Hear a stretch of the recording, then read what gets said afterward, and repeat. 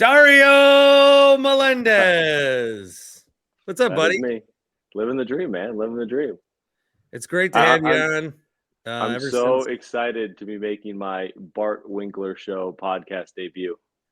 no, that's not technically true. I did a 2-minute clip with you when I was at your Oh, studio. I guess.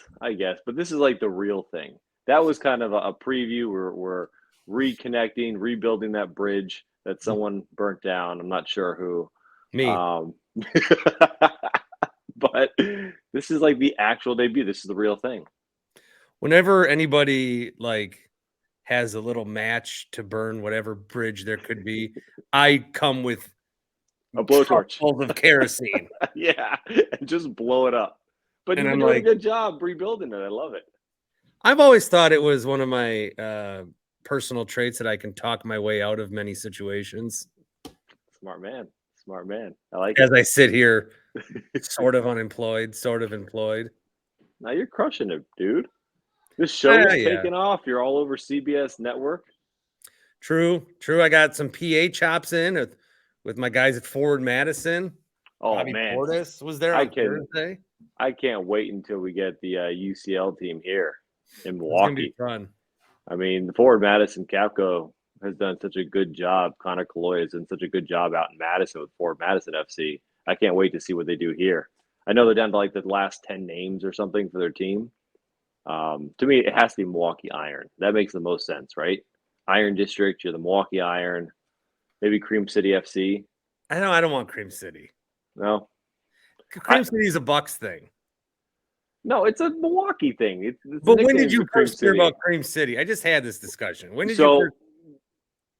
So again, you have to remember my former boss when I was here in 2010 to 12 was Dan Needles. He's an encyclopedia, so he needed to get me caught up on everything, and he was the first one to told me that Milwaukee is nicknamed the Cream City.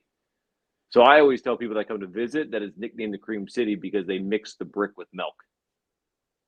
LOL, Dario. And they all buy it. And I was doing that same spiel when we had friends in town last time, and my wife Jen is like, I'm gonna fact check that because you've been saying that for years, and there's no way in hell that's true. I'm like, shut up. Let me have it. Cream City was like what they called it 100 years ago, and then they put it in a time capsule, and then like someone discovered it 7 years ago. Oh, they used to call this place Cream City. Well, when I was at ESPN, anchoring Sports Center, because I had a very successful run at ESPN, wasn't that successful. Whenever I did Milwaukee Bucks or Brewers highlights, I'd say, let's head to the Cream City. How long were you there? 3 years. So I was in Bristol for 3 years, but I did the 3 and the 8 o'clock Sports Center. So the two that were mainly on ESPN News, and the 2 that no one ever watched. Yeah, exactly. You couldn't cut your teeth there or what? No. So ESPN is a very interesting place to work. I was a former college athlete, so for me, everything was meritocracy. Like the better you do, the film's going to catch it, and you're going to get promoted that way. At ESPN, it's not like that. It is very political. Like you need to, after every Sports Center or after every college game day or whatever show you're working on, you need to be in a manager's office showing off what you just did and then kissing major butt. And I'm just not built that way. So every show you had to air check every show? Oh, we had post-show meetings all the time. And the people that were the most successful would air check it with their producer or executive producer. So for one Sports Center show, let's say the 6 o'clock, which is usually on E1, you have your main executive producer. You have a CP, which is the coordinating producer on the show. You have your main producer who writes the show, which for the E-News stuff, we did our own writing. For E1, you have a script writer, a tease writer, 2 statisticians that give you all those fun facts. When the moon's full on a Wednesday, he hits 200. And then you have 3 runners that will just run and do whatever you want. So when you get to the 6 o'clock, the 10 o'clock Sports Centers, you don't do anything. You just your job is just to present. For the people that I came in with, so it was me, Matt Berry, who's still there. I think he's the only one still there. So it was me, Matt Berry, Chris Hassel, who's at CBS, Hakeem Dermish, who's at CBS, Doug Kazarian, who just left. He was doing betting. and Jamie Sire, who does Food Network stuff. So of the 6 of us that came in, and Jorge Andres and Cole Wright is down at Marquee Network. So like the almost 10 of us that came in, only one made it. Because they kind of changed what they did. Remember, SportsCenter's not really SportsCenter anymore. It's not 24 hours. It's not as they're trying to get back to the traditional, but they're really short staffed there because they just don't do 24 hours anymore. But yeah, no, it was a weird place to work. It was a really weird place to work. I just don't like. This is something I brought up recently too. I just don't like air checking like after every not even after shows, but also I used to work in a call center for a year and a half. So like your used to work is ESPN, mine is Charter Communications on Trowbridge Drive in Fond du Lac. But we'd air check it wasn't called air check, but we would do for me selling cable, and it's like this isn't helping me. Yeah, no, I actually had one of my bosses, because that's the other thing, like you have so many bosses at ESPN. The morning, afternoon, and nighttime sports centers have certain executive producers who report to an executive producer who reports to him, and they all call you in for different things. So I had one saying like, hey, just stop watching your air checks. It seems like it's messing with you a little bit, because it is. Like you see what you did wrong. So then, and look, it's good that you know what you're doing wrong so you can correct it, but you don't have to correct it the next day. You could work on it. So like if you get to a point where you're having problems pronouncing Russian names because you're doing hockey highlights, don't get too worried when the hockey highlight comes up. Yeah. Just know that like it's kind of in the back of your mind. Let's just focus a little bit, maybe because they send you these shot sheets that you've never seen before. So you have interns in the back that have just cut all these highlights. And the 8 o'clock sports center is by far the hardest because the games are ending at 8:30, 9 o'clock, 9:30. So the entire show that you just planned gets thrown out the door because they're just bringing all these new highlights up, and you have to get the highlight on within like 10 seconds as soon as the game's over. I know it's a little behind the curtains, but it is what it is. I think it's great. Yeah, no. So they bring you these shot sheets, and I mean, it is like 2 paragraphs. Like so-and-so takes the puck, takes it up ice. Because you have to remember, these interns that are writing and doing the highlights want to be producers. So they're overwriting everything. Yeah. So I get this highlight, and I'm like, I'm just looking for the name and what happened. So I'm taking a Sharpie and just crossing everything out. And that's what really helped me get to the point where simplifying the highlight for me was the easiest way. So I saw the person's name, I saw the period, I saw what he did, and then I would just ad lib the rest of it. So with you being at Channel 12 now, WISN, I mean, that's got to be insanely helpful to have lived in that high pressure. Gosh. Now it's for like, sure. I don't know. I would think it's like you're going from PGA Tour to you're just mini golfing, with all due respect. Yeah. No. I get what you're going back to local news for sure. I mean, the best part about the journey back to Channel 12 is the stops along the way. So obviously I was at Channel 12, 2010 to 12. Then I went to ESPN. Then I was in New York City. And New York City was absolutely insane. It was so much fun. We were crushing it. And then we were a Time Warner who got bought by Charter. And Charter comes in and is like, hey, sports doesn't matter. So we're canceling sports on all of our stations. Like, you're canceling sports in New York City? How stupid are you? Yeah. And then I get the Bally gig, and Bally was awesome as well. And we get to Milwaukee. Milwaukee's been good to us. I mean, my wife's crushing on ESPN. She has her morning show in town. So when Dan's job opened up, I never thought I'd get back into local news, but it's been awesome. I mean, it's been such a fun job. And I forgot how much I like being at all the games. Because when you're at Bally, you have Brewers and Bucks. And that's it, which is fun. I mean, I got to be on the planes. I got to know Giannis a little bit better. And I always joked. I was joking with Eric Name and Jim Ozarski on my last road trip with the Bucks. I think we went Detroit to Cleveland, and we were staying at the Ritz-Carlton in Cleveland. And I'm out to dinner with Name and Jim. I was like, hey, man, they have us at the Ritz. It's okay. I mean, hotel's a hotel. Like, I didn't see any big deal. My first assignment at Channel 12, I was covering Leroy's induction, and they have us at the Red Roof Inn. I'm like, yeah, there's a difference. There's a big difference between the Ritz and everywhere else. That's why I always joke when these guys are on these like long road trips, bro. You have a first class flight. So for basketball, the planes are retrofitted. So every seat is a first class seat with massive legroom. Yeah.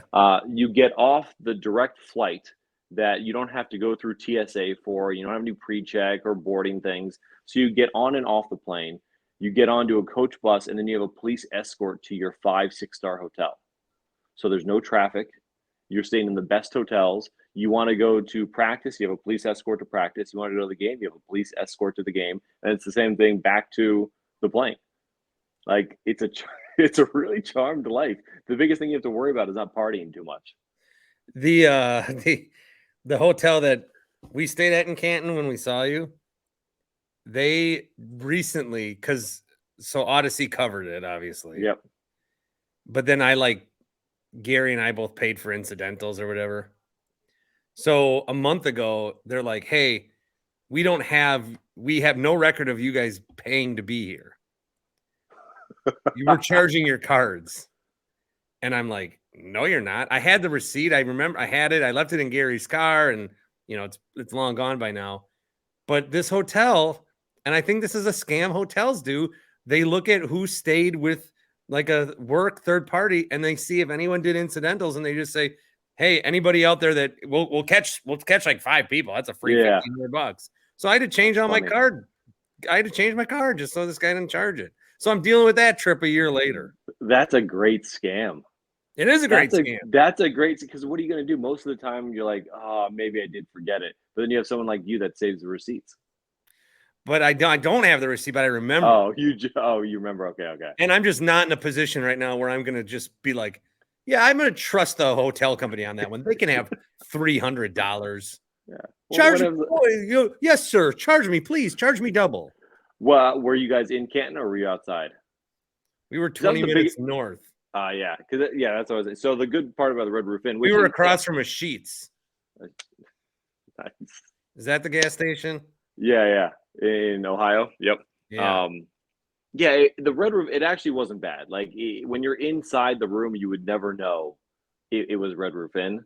When you're outside, you definitely know. But there's no hotels in Canton. There's 3. Like they had all the Hall of Famers. Remember staying at the Holiday Inn across the street. Like imagine these Pro Football Hall of Famers. Like, hey, go check into the Holiday Inn. Yeah, even with my brother working with the Warriors, it's like the hotels that he's been able to stay in. Oh, I mean, how do you ever go back? I will. I'll check every now and then because we just went to. My wife covered Special Olympics World Games in Berlin, and it's a great hotel. Like we stayed at what the heck was it called? I think it was a Hilton, maybe it was a Sheraton. It doesn't matter. It was a 5-star hotel downtown Berlin. I looked what the nightly rate was. It's like €800. I mean, if we ever went on vacation, we're not spending €800 on a hotel for a night. Which is the same thing. What, like $400? No, the euro is more expensive, so it's probably like 800. I would say like 850, 870 US. Oh, we're like the same now. They've always been higher than us, the euro. Yeah. Well, when I went to Germany, Dario, when I was in high school, they didn't have the euro yet. I had Deutsche. Oh yeah, you did the Deutschmark. Yeah, and the Deutschmark was much weaker. Yeah, no, the euro's strong. Same with the pound. It stinks. Where'd you go in Germany? Where'd I go? We stayed. It was a 2-week stay. Oh wow, nice. For school, and I stayed with a family for 1 week. It was the year that Michael Vick got drafted by the Falcons. I love how like in this business we do everything by it was that year Marino threw that really bad pick against the Bears. Because I had to log onto their Wi-Fi or their dial-up to find out who went number 1. I stay with this family. We've never kept in contact. That I don't know. Yeah. Well, because again, they're probably like, remember that really shy American guy? You just go over, you go to Germany for a weekend and just live with a family. I barely know the language at all. Yeah. And then we ran around. We went to, I think the city was Krimitschau. Okay. But we were in Frankfurt. We were in Munich. Oh, so Bavaria, southern Germany. Yeah. I did take a day trip up to Berlin with the family I stayed with. I remember, I have pictures, thank God. Yeah, I mean, Berlin was cool. Like, it's just any capital city. It's museums, monuments. You could do it in a day and a half. Where you were is where I'd like to go back if I ever go back. Bavaria, like Munich, Frankfurt, Nuremberg. We were in Munich when there was a Champions League game where Bayern Munich was playing Man United. Very cool. And we I should have tried to go to the game, but I just remember the streets. It was like the two fan armies going against each other. And I love soccer so much. I like started crying. I was like, I want this to happen in America. So same thing happened with us 5-6 years ago. We did a family trip to Europe, like a European cruise, and one of the last stops was Marseille in France, and it was they were hosting the semifinal of the Euro Cup that night. France, host nation, versus Germany, defending world champs. It was ridiculous. Yeah. The fanfare, it was parades all over town. Germany versus France. It was so cool seeing the fanfare. And you're right, we just don't have that here. Like, we have fanatics, but nothing is near soccer fanatics. Well, once this pro soccer team comes, I can't wait. The relegation is interesting to me with the UCL. Like, I think that's going to make it fun. Not to correct you, but it's the USL. I keep saying UCL. Thank you. No, thank you for correcting me. USL.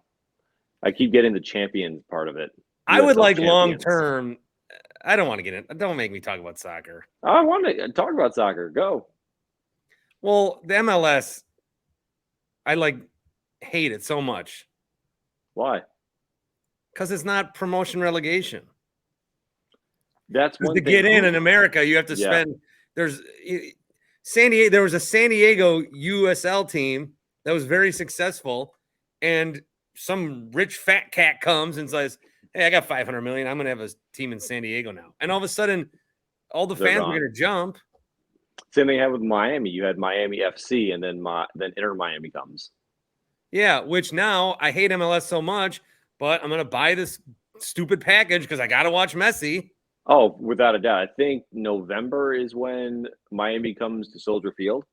I'm definitely trying to get tickets to that, or November. It's either August or November. Oh, you got to press pass that one, D. Oh, for sure. It's good. The tickets are going to be ridiculous. The tickets are going to be absolutely insane for anything that Messi goes to. What I don't like is that MLS picks and chooses where they put guys. Like, when a guy comes over, they're like, hey, we're going to send him here because it's going to be the best for the league. It's like, well, what if I want to see Messi in Columbus? They don't do that as much, but this is definitely that. Like, well, I feel he's getting paid. Every club is paying his salary. Oh, for sure. But, like, look, you think it's a coincidence that David Villa is in New York and Zlatan goes to LA and Messi goes to – I mean, the biggest names go to the biggest markets.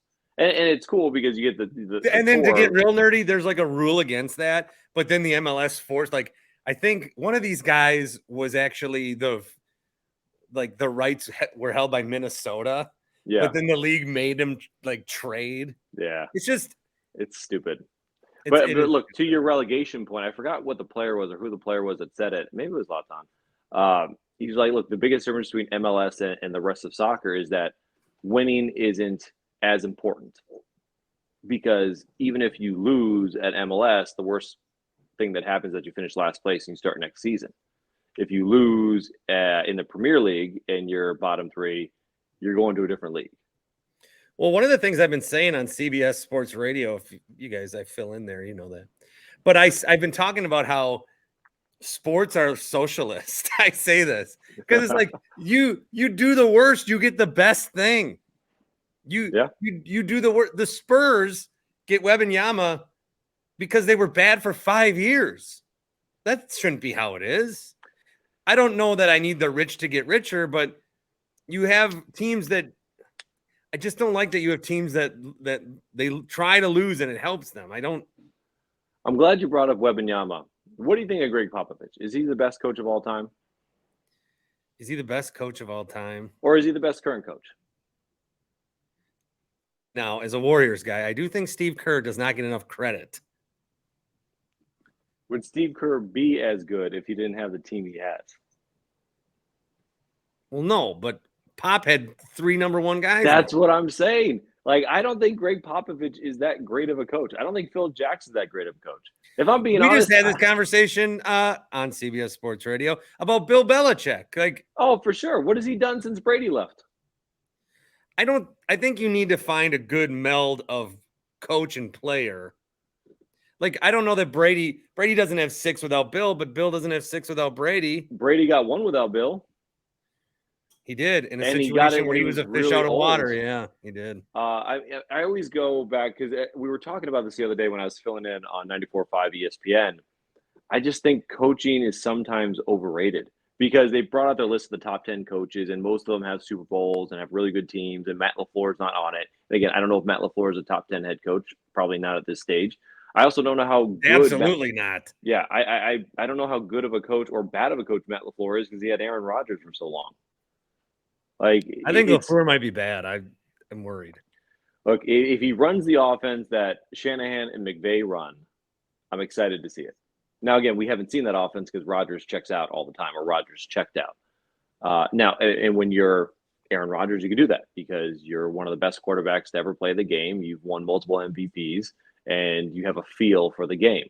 But if you told me last year that Brock Purdy was going to help lead the 49ers almost to the Super Bowl if he doesn't tear his arm off by just running what the hell was called, I would have said you're crazy. And that's what I'm so excited about with this Packers team, right? I mean, I'm excited to see what Matt LaFleur's offense actually looks like because there's no way in hell Jordan Love is checking out of plays. Like he's going to have his can play, right? Like, you get 2 plays in the huddle. If you see one that you don't like, you can go to the next play. You're going to have your can play. But I don't think he's going to be checking out much. Or at least changing How around. come nobody entertains the thought that Jordan Love might be good? Like not even like great. Bro, Everyone I just think he could assumes be he's good. gonna suck. Did you see him in Detroit and Philly? Like those throws, and I understand Detroit was playing somewhat prevent coverage, but it wasn't 100% totally bail. Like No, did I tell you my Rodgers theory? No. They were 4-8, and he was hurt, and they had no shot at the playoffs, and he knew he was going to get benched or put on the IR. So he goes on McAfee on Tuesday and starts the narrative, says, I'm playing until we're mathematically eliminated, putting the Packers in a position that they're screwed. Because I can see that. Because he didn't want the Packers to have 5 weeks of love. Yeah. Because then they would have seen him and everyone would have thought, oh, why is Rodgers? Well, of course we're going to get rid of him. I remember that was a soft part of the schedule. That's why I was trying to tell everybody. I understand the Packers made this run, and I can't remember. I know it was the Dolphins, and I'm not sold on Dolphins, Rams were in there. Yeah. And Rodgers averaged like 230 and a touchdown and a pick in that time. He threw 2 against the Lions. Broken thumb Rodgers was not the way to go. And it was selfish on him. I totally 110% agree with what you're saying. Because I think Jordan Love would have easily won those games and shown everybody that he could play. I think Jordan Love is going to be good. I don't think he's going to be great next year, but I think he's going to be above average. And according to all the talking heads right now, you only need Jordan Love to be average.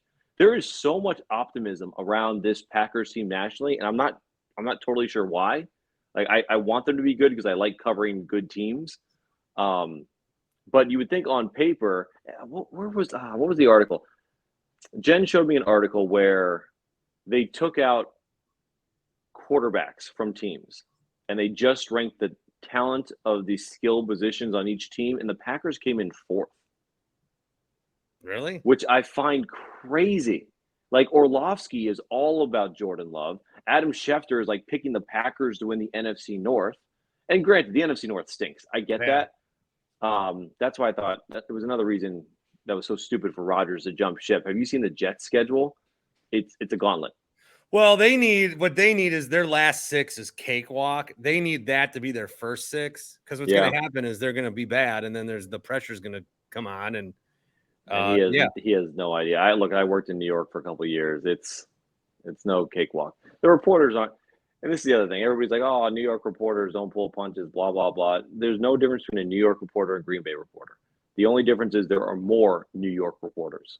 So instead of being asked how was the game once, you get asked how was the game 15 times. But there's the chance for more wild card questions. Not really. Like that's what I'm saying. Like again, I was there for 2-3 years. I didn't hear one wild card question. Not one. And if what you go about back the fact that everyone in Green Bay wants to be Rodgers' friend? That's a little so because Green Bay is a little bit more of a tight knit community. You run into these guys. In New York, you're never going to run into them because one, they all live in Jersey because that's where their practice facility is they're in Florham Park for the Jets and they're in Flushing for New York Giants. but you just don't run into them. So you can be a little crazier online and via Twitter, which I know you probably right up your alley if you want to. I'm a mess, Dario. But in Green Bay, you run into these guys all the time. So it's just a little different of a relationship.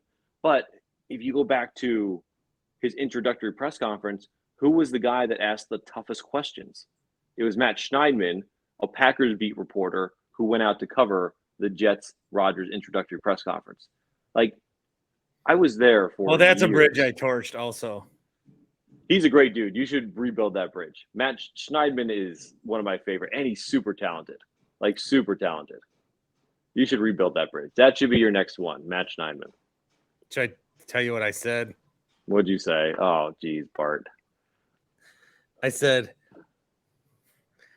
Matt Schneidman's articles are so juvenile. I think he sends them to his editor in Korea. Oh, Bart, you idiot. I can't come back from that. You can. How come no one wants to rebuild with me? Oh, because I'm the torchy man. You're the torture. Don't rebuild with the torture. That's right. No, I texted him the other day. Like, he's had a good couple months between the sit down with Goody that had a lot of great insight to the Rodgers questions at the press conference. I mean, Schneidman's done a really good job the past couple months. Really, this entire Rodgers coverage. So get back to the point where New York media is not crazy. It's the fans that are crazy, and there's so much attention paid to these teams because you have 50 million people living on an island in Manhattan. And then I don't think people also realize it's like if you were to take Brooklyn and separate Brooklyn from New York City, it'd be the third largest city in the country. Yeah. Outside of LA. Like, New York City is just massive. And those are the people, like the radio airwaves, the fans are what makes it different. Like, we have hardcore fans here, but the way they train their fans in New York, especially for sports talk radio, it's just so vitriol. It's just so much hate all the time. That's why you have guys like, I'm going to forget his name, Mike, WFAN. Francesa, thank you. Like, he would just yell at fans. And you don't really have that as much here. I tried it a couple times when I was at the other station. It didn't work out too well.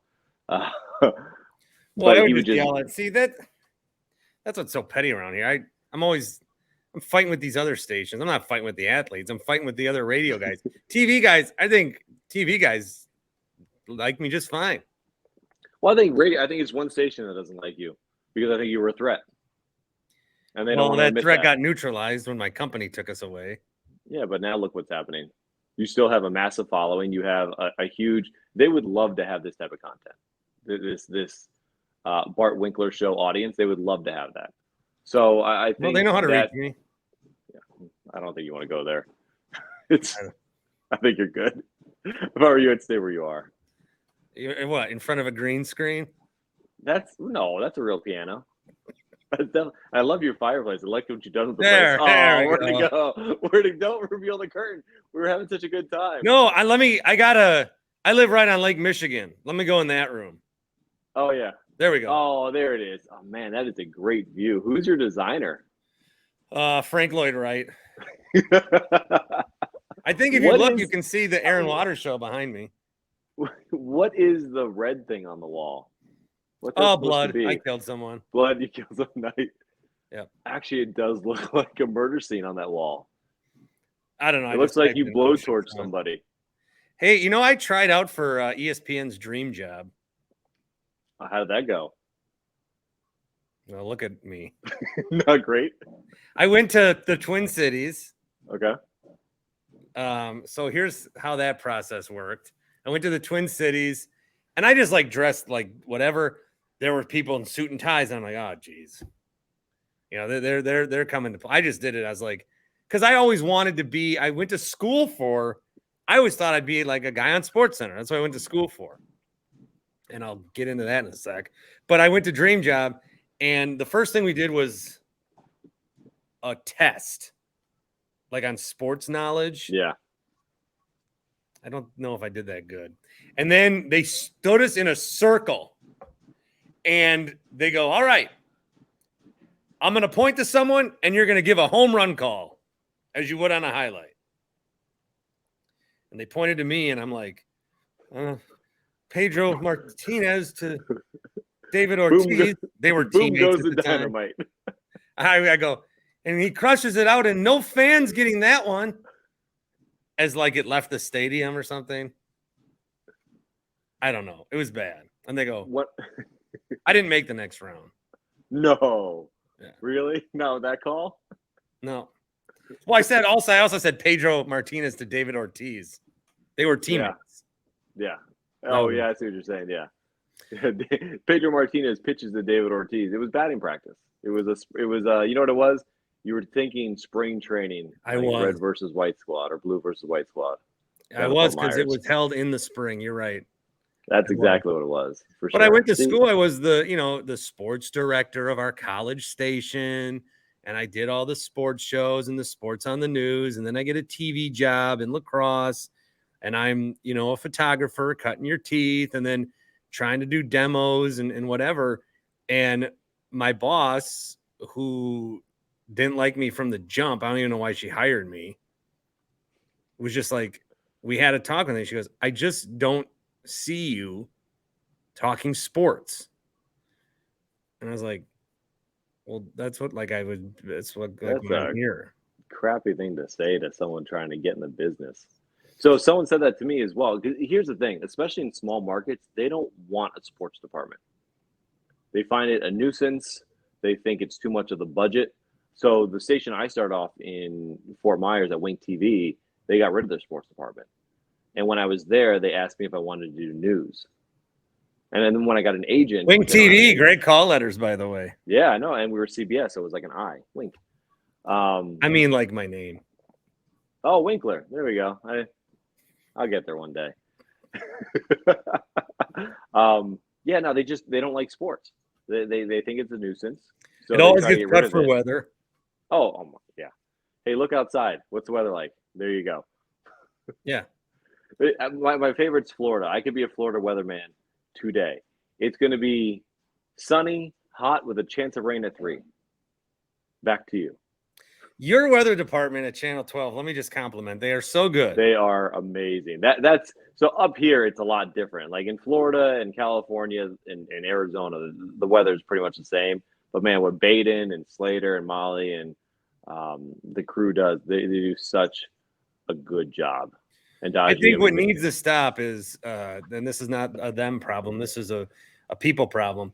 We got to stop like tweeting Mark Baden and being like, oh, you said it's going to rain tonight, but like at 5:45, am I okay for my softball game in Richfield? He told you it was going to rain, dude. Yeah, exactly. Figure it out. And then whenever the storms are coming, it's like, oh, I got snow flurries in Delavan. Tweet at Lindsay Slater. So whenever I go on vacation, I ask Baden what the weather's going to be like where I'm going. Like, hey, it says it could be raining around 3 in Orlando if we're going to Disney. Yeah. What do you think? Don't worry about it. You'll be fine. Yeah. No, I get it. I love Baden. First off, Mark is he's such a cool dude. But I love giving him crap all the time because like my predecessor Needles used to do that. So like if it's a bad weather day or he gets the weather wrong, which is very unlikely, just like letting him know, like, hey, you could have been better here. You could have been real good. Mm-hmm. I didn't bring him, but I almost got my hair wet because of you. Just let that sink in. What a jerk. No, Baden's great, man. They're all so funny. And they do a good job too. I mean, they do. And that's not just because I work at Channel 12. Like they are the best. What was it last week? We had that funnel cloud. I think Baden's at Bastille Days and Molly's back in studio. And within like 5 minutes, Baden's back in studio doing tornado coverage for an hour and a half. It's like, holy cow. Good for you guys. Like, I don't have to do anything. You don't need me on set. I'm going to go to Subway. Yeah. Oh, sports is canceled tonight? Canceled? Yeah, we're good. We're good. My show for 10's done. Yeah. I'll put a web exclusive. Yeah, exactly. Do you still get like, you were at some golf tournament lately. You still like getting out and covering stuff though? Yeah. So that was the one thing when I was going for the job that they wanted the sports director to be out more. I love being out. To be honest, I hate being in studio. Like studio's boring. Like, we get into this business because we want to be out at the games and see the games. And I think I've said this online a lot. I'm not really a fan anymore. I'm not a fan of any team just because the business kind of takes you out of it. And you have to, I try to be as even keeled as possible. Because imagine, like, if I'm a hardcore fan of the Brewers, when they got swept by the A's, I would have lost my mind. I would not have been able to go on TV. Radio is different because you want that emotion. You want to generate that conversation with fans that are listening on radio. TV, you have to be a little bit more even keeled. I root for the Brewers. I root for the Packers because I want them to do well. It's easier to cover them if they're doing well for TV. But I like being out of the games. Like, I was at the American Association All-Star game on Tuesday. Yesterday, I was at the Cream Puff 5K, which was a blast. I like going to all the Packer games. It's just it's fun. You get an energy and you get a sense of like what's actually happening because you see what's happening on TV, and then when you get in the locker room, there could be a different story.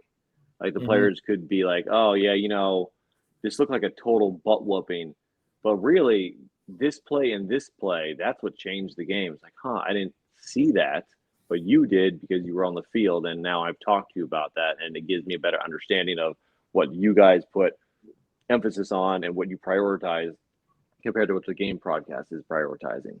So yeah, I love the biggest thing I ever got out of the Brewers. Going out in the locker room there is the vibe. Oh, for sure. Like there were some years the vibe was so good, and there were some the vibe was so bad. I remember the year. So remember Jason Rogers was the backup third baseman or whatever, first baseman. I don't. Some guy they traded with for the Pirates. This is like 14 or 15. And Aramis Ramirez was there at the time. Okay. And I asked him, like, so you're trying to learn third base. Is Aramis giving you tips?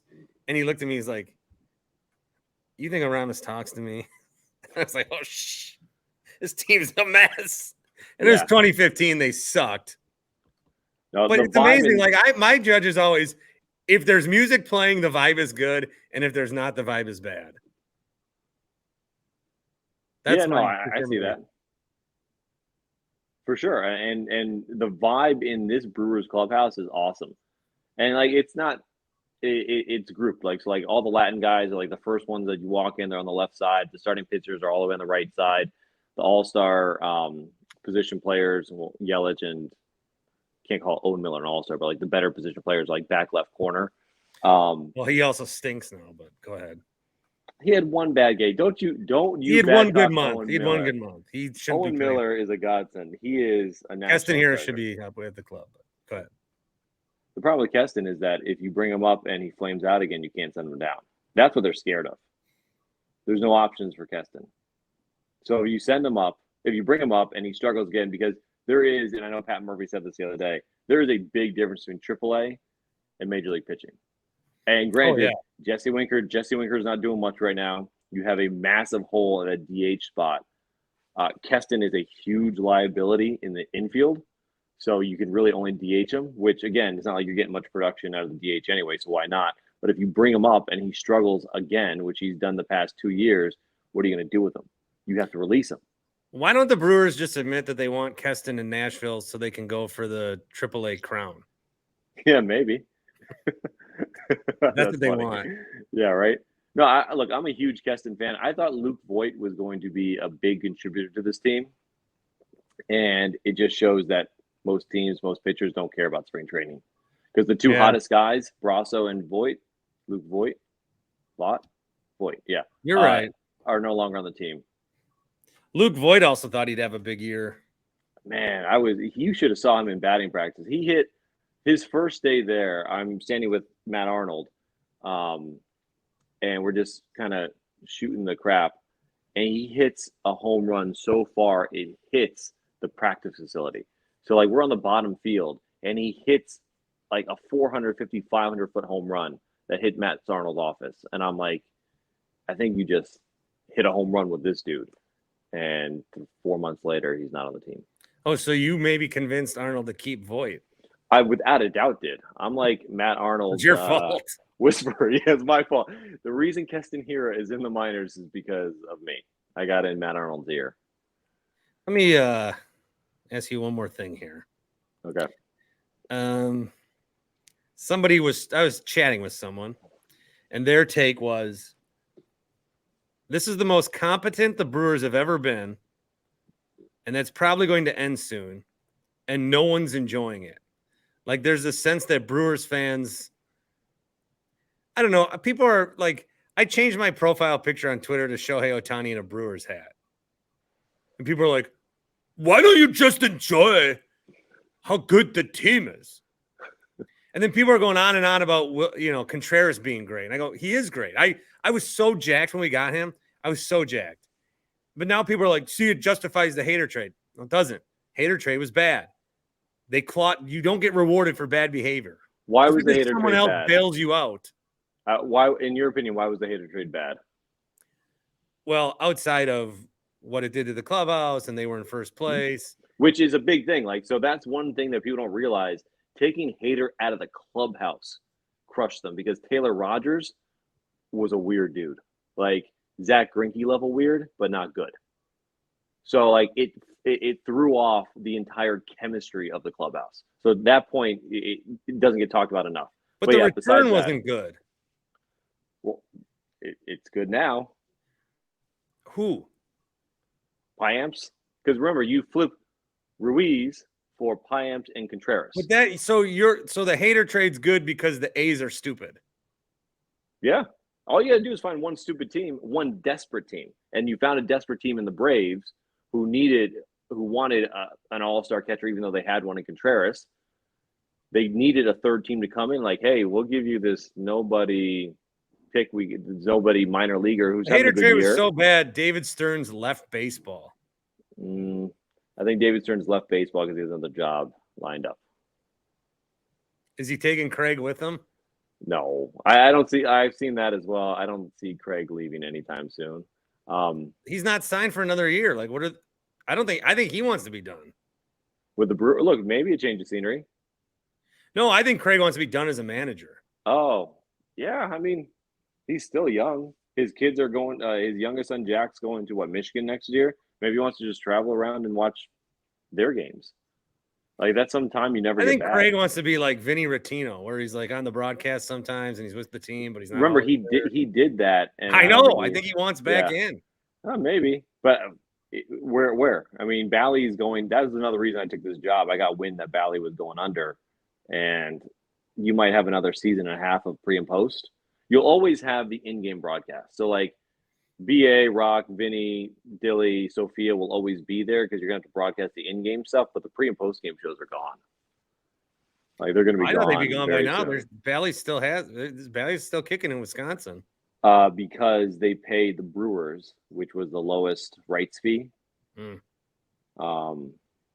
Yeah, but I mean, they just lost another team. I can't think of the team, but I think they're down to they lost 5 teams already. And it's a question mark if they're going to be able to pay the Bucks for their broadcasting rights. How much do you worry about AI taking over entertainment and thus our jobs? I never thought of it until last week when people were making a big deal about AI. I'm very scared of AI. I've been scared of robots forever. I'm scared of AI. Fan. You're a Terminator fan? I just think that was a history lesson that we ignored. It might be. History is going to repeat itself the Arnold Schwarzenegger way. I don't understand what we're doing. I don't know enough about AI to be scared about it. So and that might just be me being stupid and naive, which it probably is. I just don't know enough about the capabilities of what it could do. Like, could it have a conversation like this where it's just generic and we kind of turned the camera on and just started talking? Could AI do that? Because I think people are very entertained by this type of stuff. Or is AI going to be just very nuts and bolts? Like, in the second inning, Christian Yelich, RBI double, Brewers win.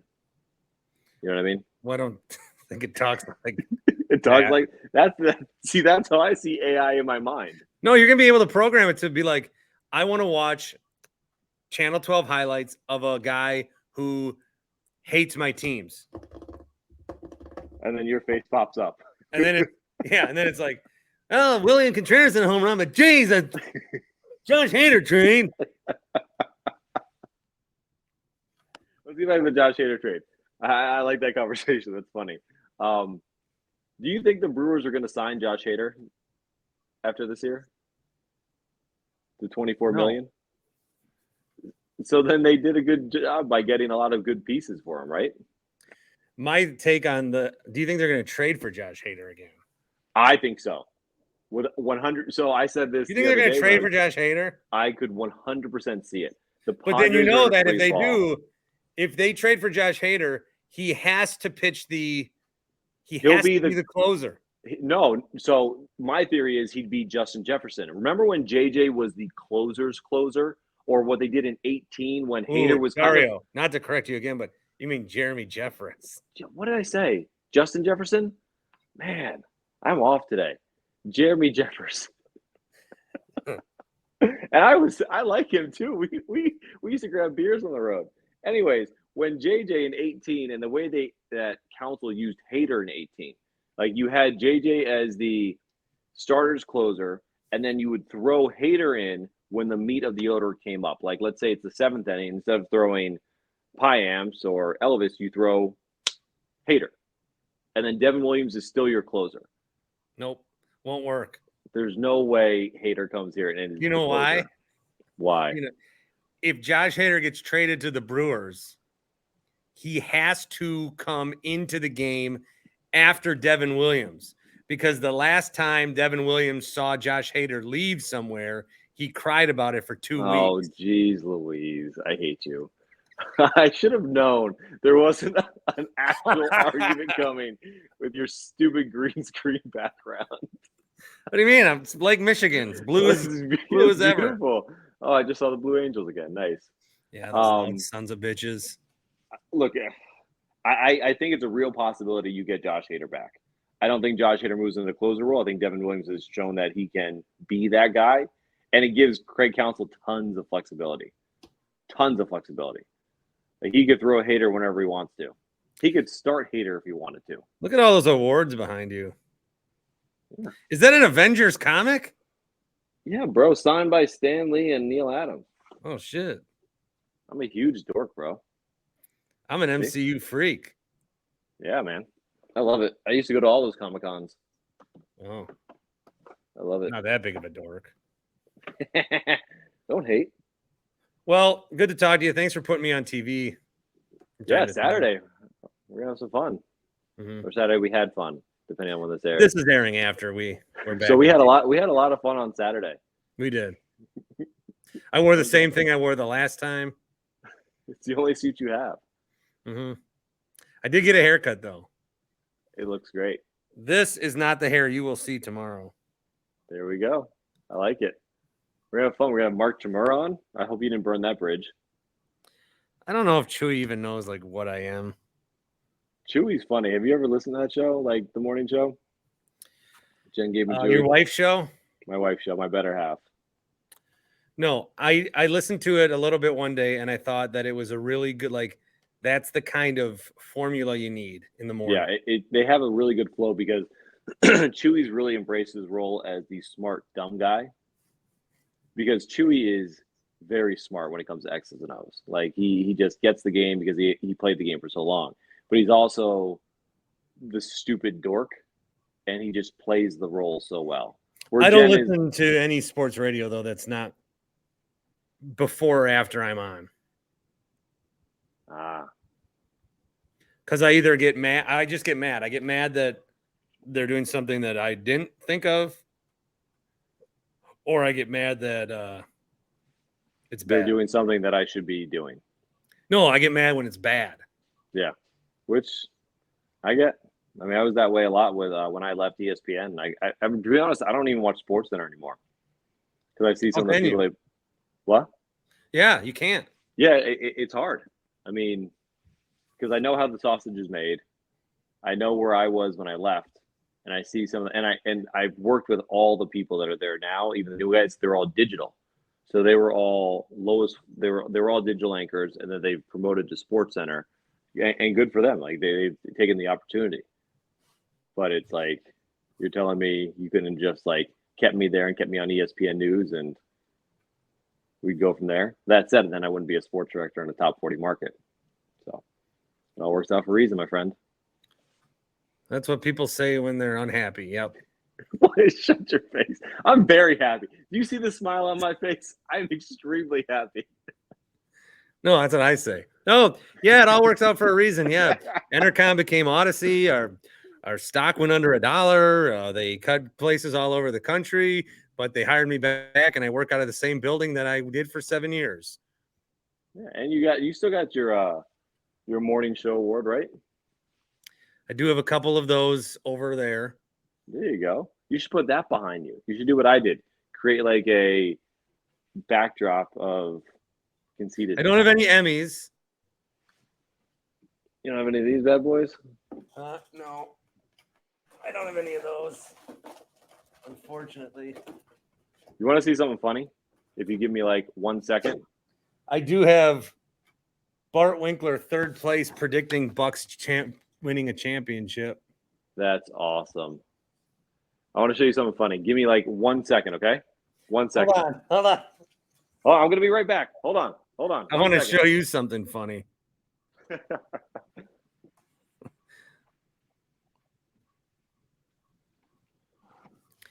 I have a Leroy Butler cookbook. Ooh, I like Leroy Butler cookbooks. Autographed. All right. So I always like. I have the Mark Jackson card where the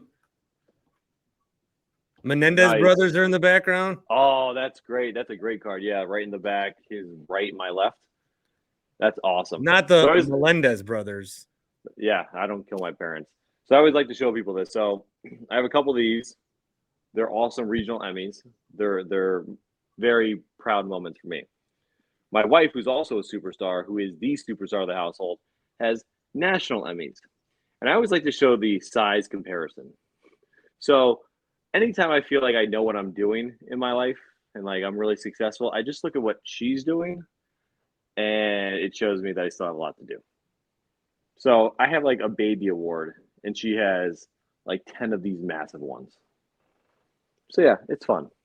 It's always humbling coming home knowing my wife is better than me in every aspect. Well, with that, I can relate. But that's what we do, right? You want to find a significant other that's better than you. I just feel bad for her that she found me. I do also. I feel very bad. I'm sorry that this is what you got. Yeah, I'm sorry this is what you had to settle for. You should have done better. Dario, appreciate you. No, this was fun, man.